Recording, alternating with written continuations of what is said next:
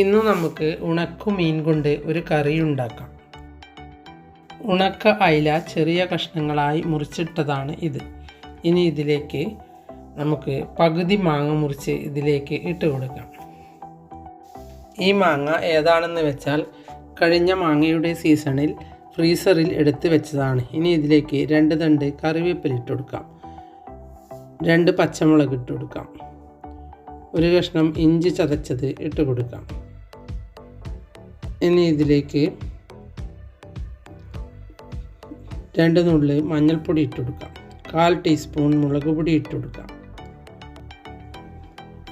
ഇതിലേക്ക് ഉപ്പ് ഇടേണ്ട, ഉണക്കയിലയായതുകൊണ്ട്. ഇനി ഇതിലേക്ക് 1.5 ഗ്ലാസ് വെള്ളം വെച്ച് ഇതൊന്ന് വേവിച്ചെടുക്കാം.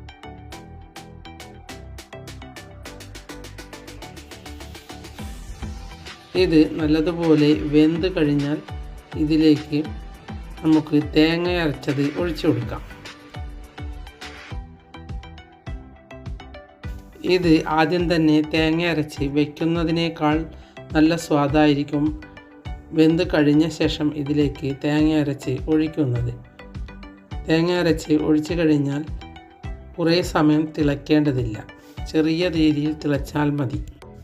ഇനി സ്റ്റൗ ഓഫ് ചെയ്ത് ഇതിലേക്ക് കടുകും കറിവേപ്പിലയും വറുത്തിടാം. എൻ്റെ വീഡിയോ ഇഷ്ടപ്പെട്ടുവെങ്കിൽ ലൈക്ക് ചെയ്യാനും സബ്സ്ക്രൈബ് ചെയ്യാനും ഷെയർ ചെയ്യാനും മറക്കരുത്.